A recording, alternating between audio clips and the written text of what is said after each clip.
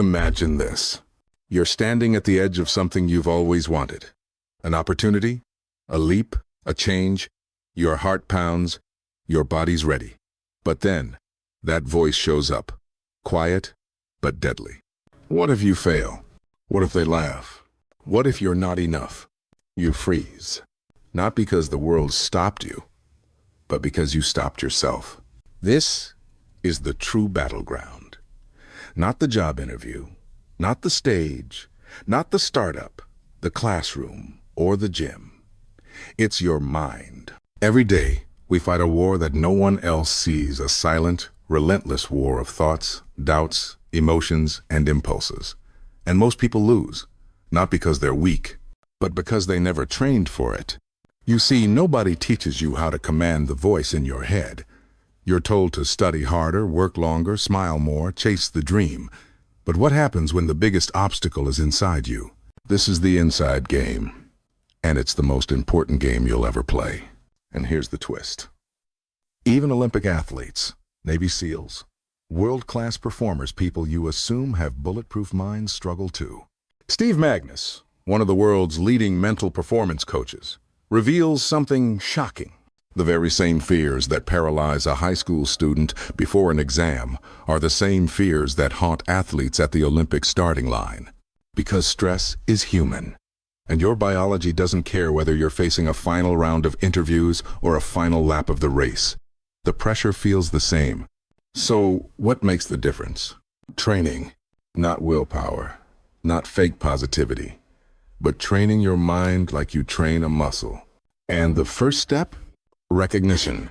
Recognize that the voice inside you is not the enemy, it's a wild horse. And if you don't take the reins, it'll ride you into panic, procrastination, and paralysis. So ask yourself this. When was the last time you lost the battle in your head before the world ever got a chance to challenge you? How many opportunities have you turned away from, not because you weren't ready, but because you believed the lie that you weren't enough? If you've been there, you're not alone. You're human. But from this moment on, you don't have to play defense anymore. You can train, you can rewire, and most of all, you can lead your own mind. And when you do, the external world can no longer control your internal reality. This is where the real journey begins. Let's talk about pressure. Not the kind that's vague or metaphorical, but the pressure that shows up 5 minutes before your presentation, in the silence after rejection, or in the waiting room before life-changing news. It hits your chest, steals your breath, makes your hands tremble. Now, imagine if you could face that pressure, and not just survive it, but own it. That's what the Stoics did. And they did it through one ancient, powerful practice, premeditatio malorum, the premeditation of adversity. In modern words, they rehearsed failure. They visualized things going wrong on purpose. Why?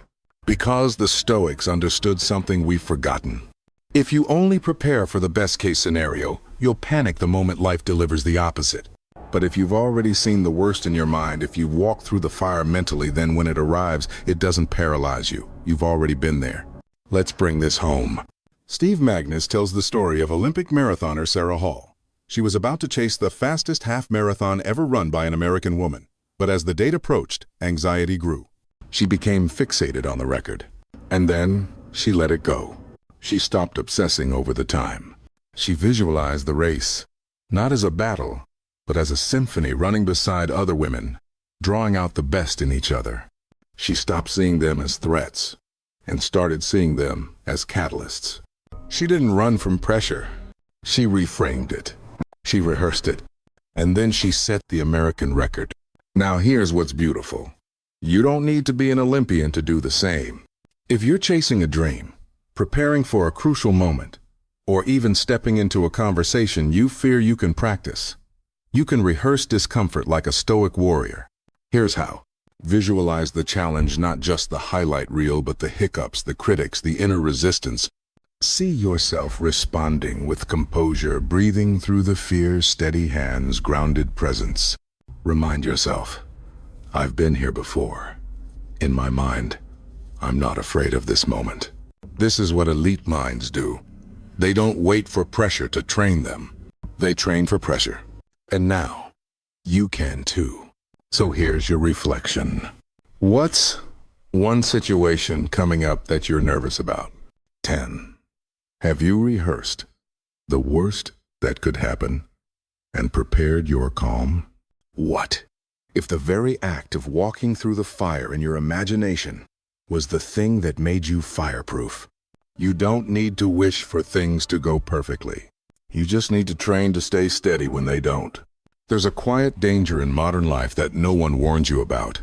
It's not failure. It's fragmentation. We chase 10 things at once. We dabble in projects. We open 10 tabs in our minds and wonder why we feel tired before noon. We're spread thin, like light scattered across a room, dim, soft, and unfocused. But here's the truth. Nothing catches fire until it's focused. Marcus Aurelius once wrote, "If you seek tranquility, do less, or more precisely, do what's essential." This isn't about being lazy. It's about choosing what matters and letting go of the rest. Let's be honest. Right now, there's likely something pulling at your soul, a dream, a goal, a calling that keeps getting pushed to the side. Not because it doesn't matter, but because everything else seems urgent. That's the trap.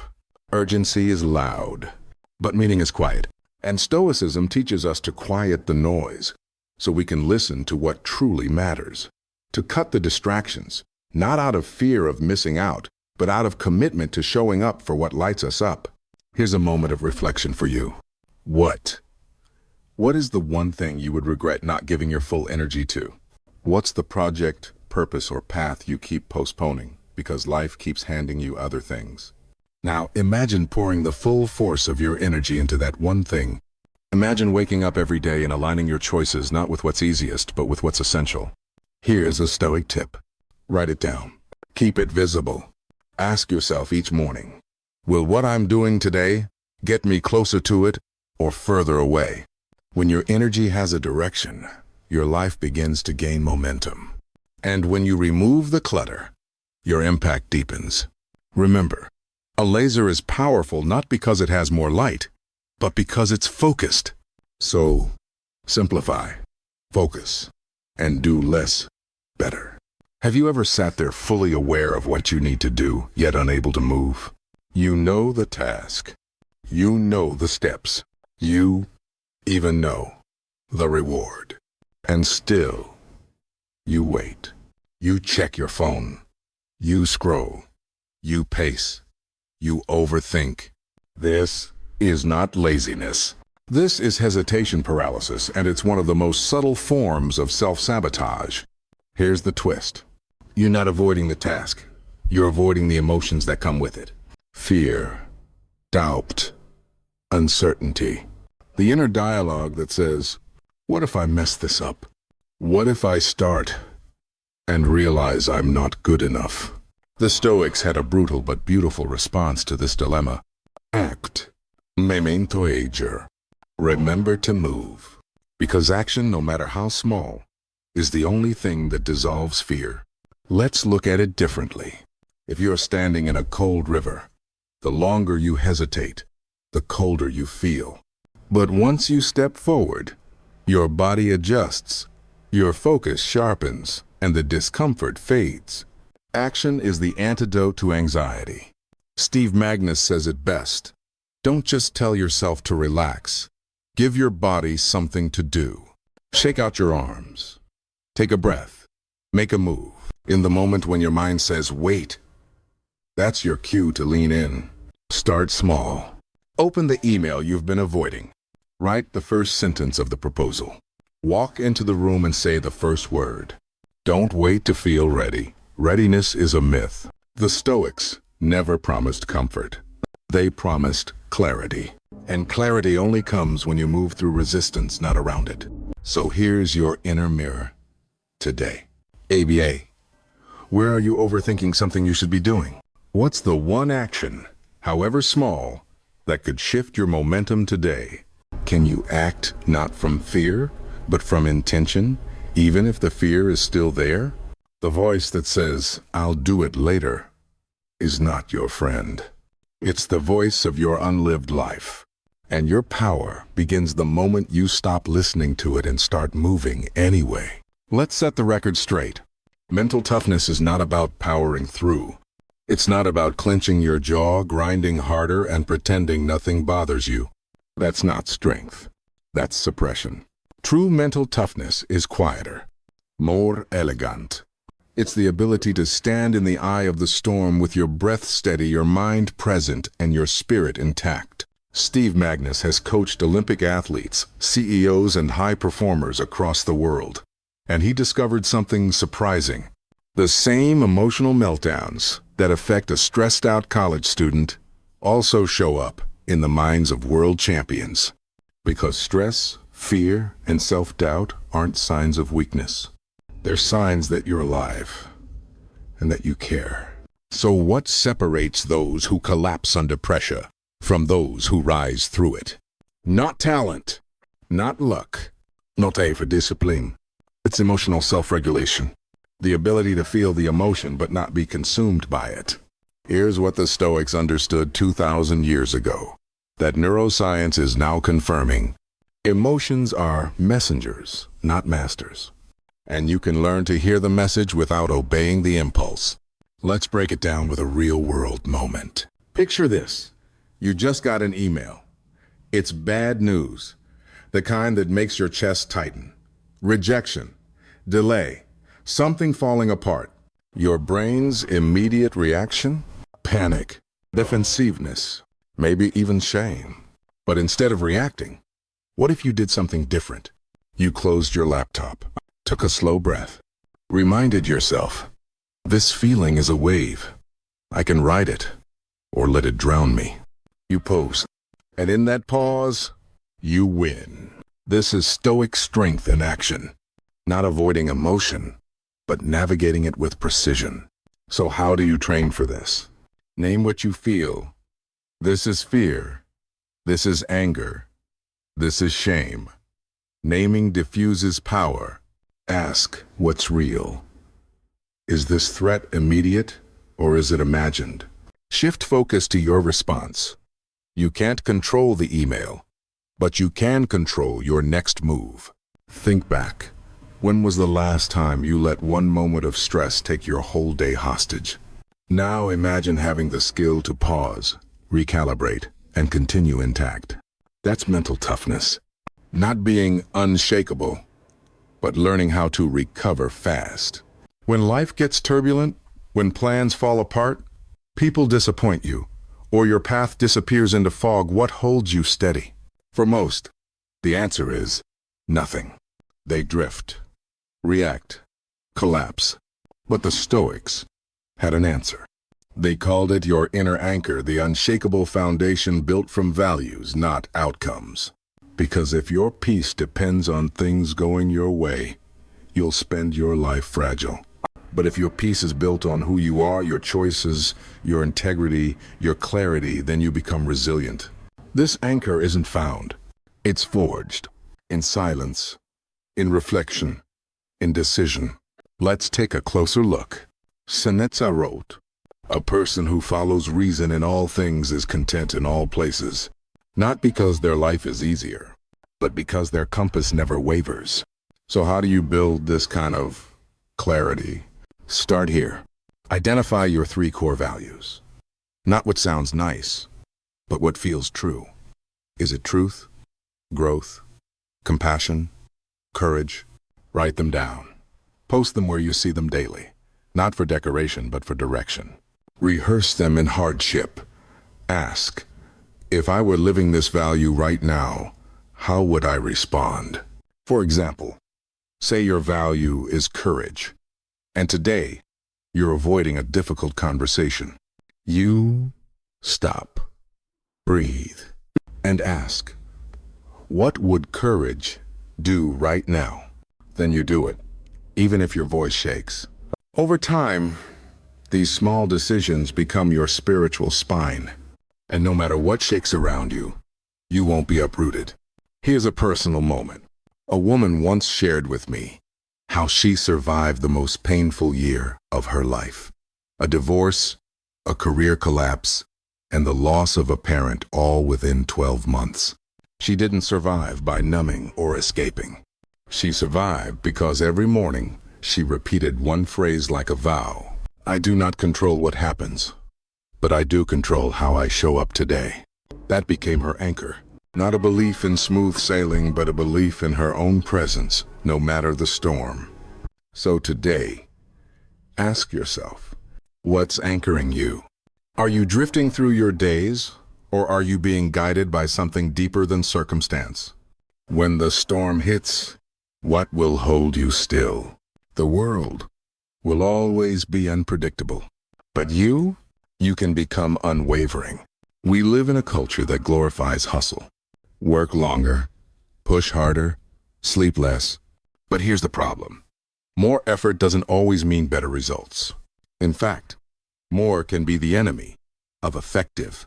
The Stoics had a very different approach.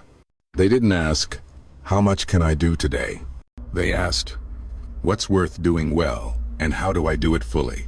There's a line from Marcus Aurelius that slices through modern noise. Don't waste time arguing what a good person should be. Be one. Don't overanalyze. Don't overplan. Just go deep. Show up. Fully. Let's bring this into the real world. Imagine you're juggling 5 projects. You touch each one a little, never quite finishing anything. Your energy is scattered, your creativity diluted. At the end of the day, you feel exhausted but not fulfilled. Now, picture this. You pick one project, just one. You shut out everything else. You set a 90-minute block, no phone, no noise, no switching tabs. And you go all in. That kind of depth, that's where transformation happens. Steve Magnus calls this strategic doubling. Not doubling the time, doubling the presence, doubling the intentionality, doubling the clarity around why you're doing this in the first place. Even in sports, it's not the most brutal training sessions that create champions. It's the ones with deliberate practice, focused, purposeful, measured. You don't need to grind yourself into the ground. You need to go deeper where it matters. Here's your reflection today. Where in your life are you spreading yourself too thin?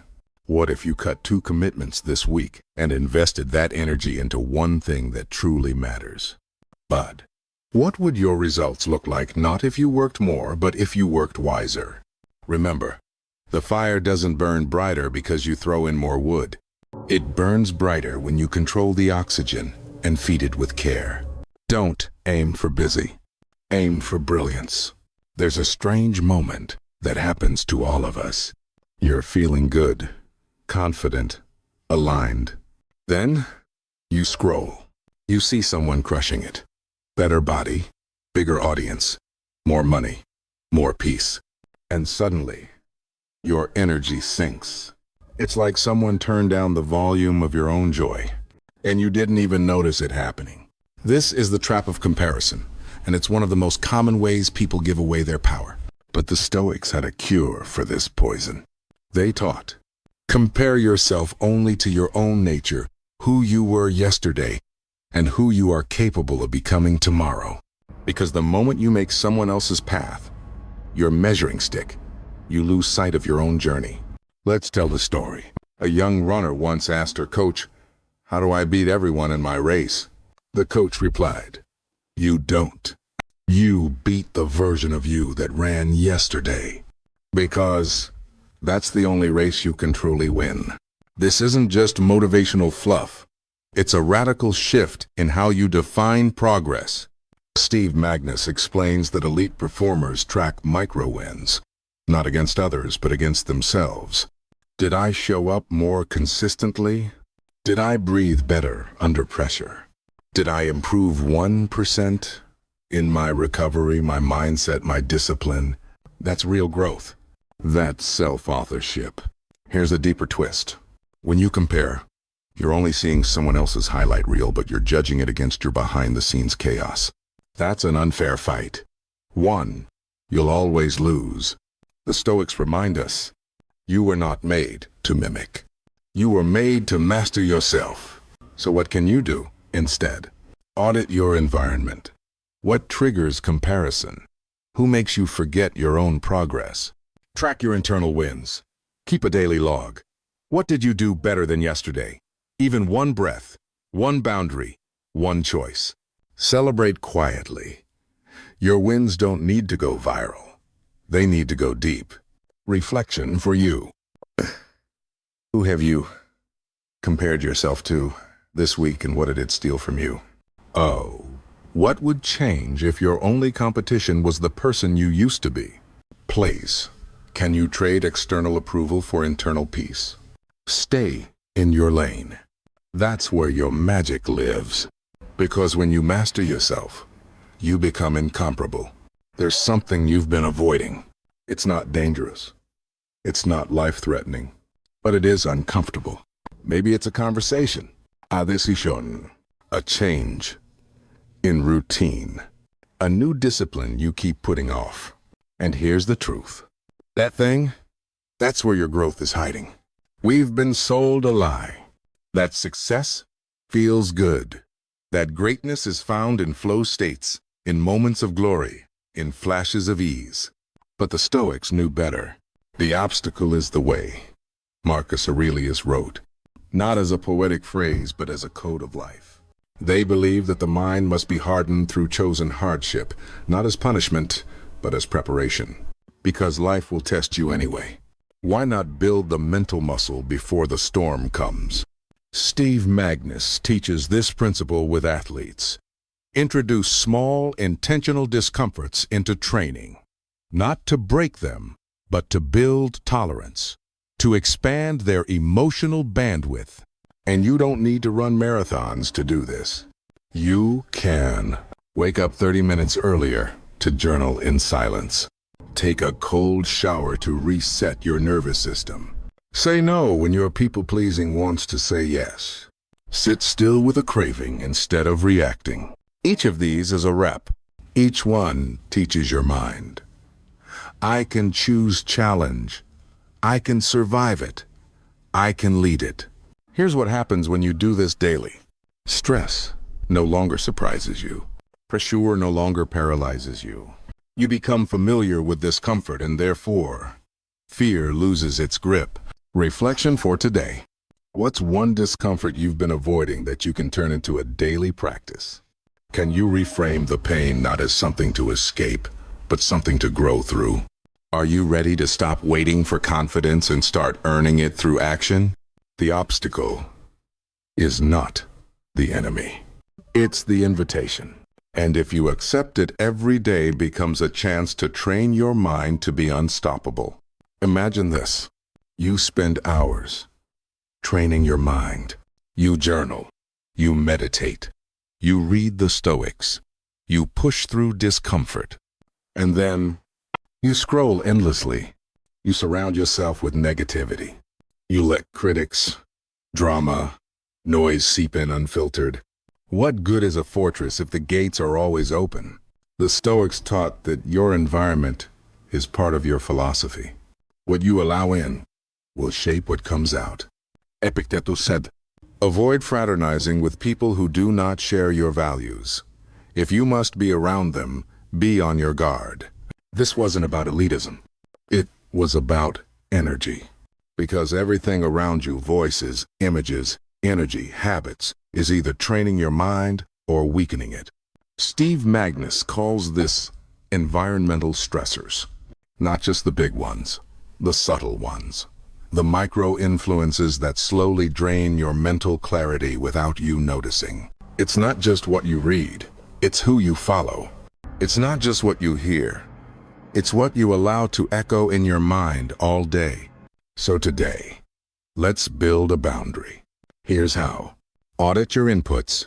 Who do you follow? What do you consume in the first 30 minutes of your day? Create your circle. Who elevates you? Who diminishes you? Choose presence over popularity. Design your environment. Keep your journal visible. Keep your phone outside your bedroom. Light a candle before reflection. Make your space remind you who you want to become. Here's a moment of truth. If your mind were a sacred temple, would you still allow the people, conversations, and distractions in that you currently do?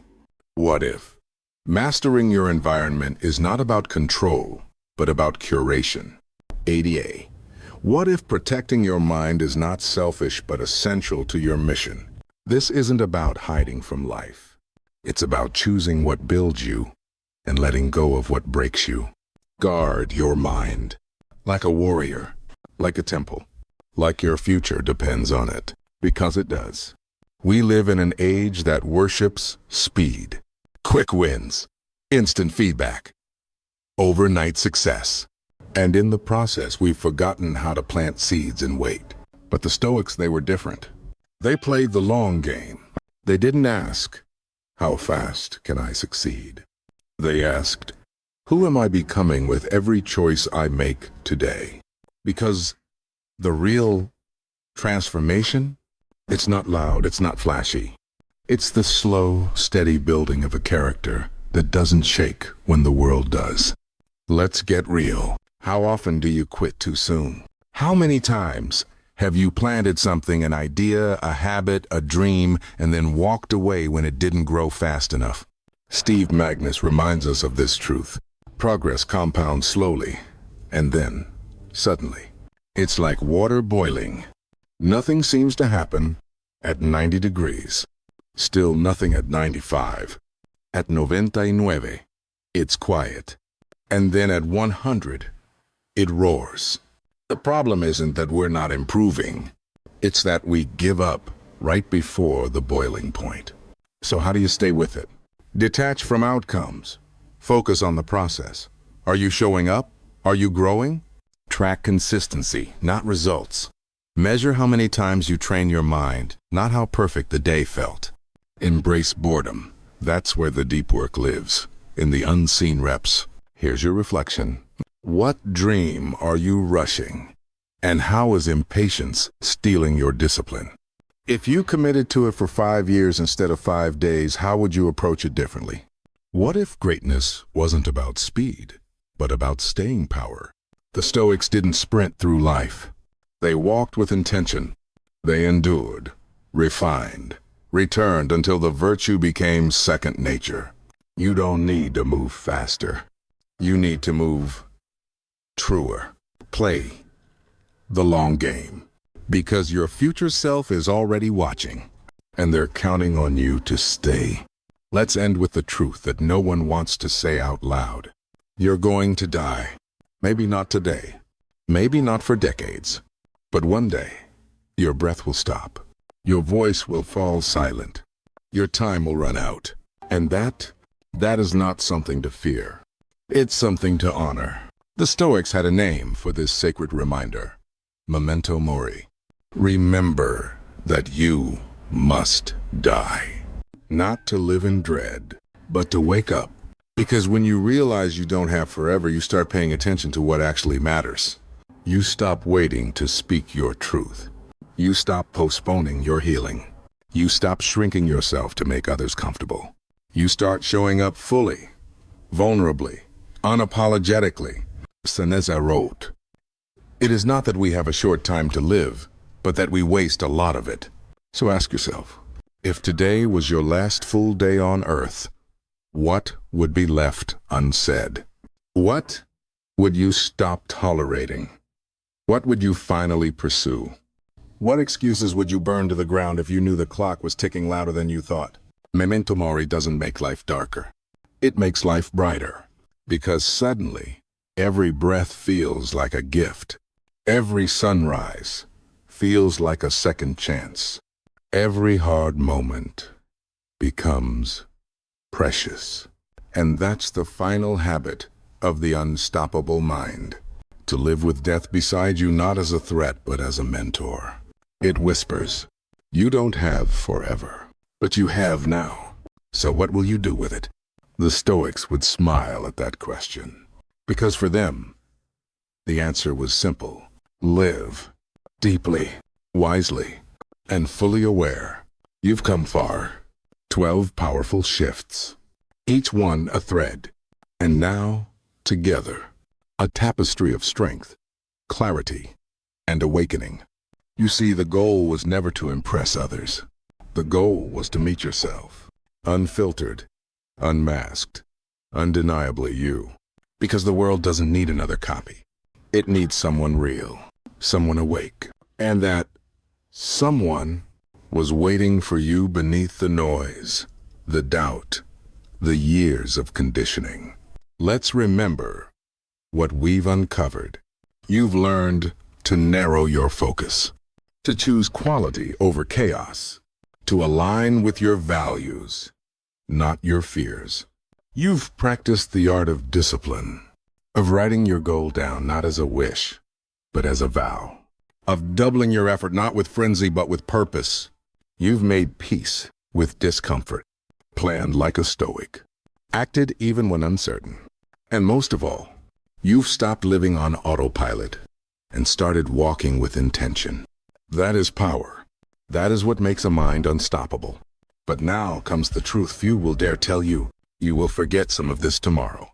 You will wake up and feel tired again. The world will still be noisy. The storms will still come. But here's the difference. Now you know. You know where the anchor is. You know how to return. You know that the calm is not out there. It's already inside you. So when the next challenge hits pause, remember these truths. Speak to yourself not with panic, but with presence. Say, I am not my fear. I am not their judgment. I am not this moment's chaos. I am the one who chooses. I am the one who returns. I am the one who rises. And that is the mindset of the Stoic, the soul of the unshakable, the mark of the quietly powerful. Because a powerful mindset doesn't mean you never fall. It means you rise consciously. It means you are no longer a prisoner of your emotions. You are their master. You are no longer chasing clarity. You are creating it. You are no longer living small. You are becoming all that you already are. So now, dear listener, the question is simple. What will you do with the power you've just remembered? Not tomorrow, not someday, but now. Because the clock is still ticking. And your life, when your life, it's not waiting. So go, live wide awake, lead with inner calm, and train your mind like a warrior of peace. A powerful mindset makes you unstoppable. And you just proved you're ready to claim it.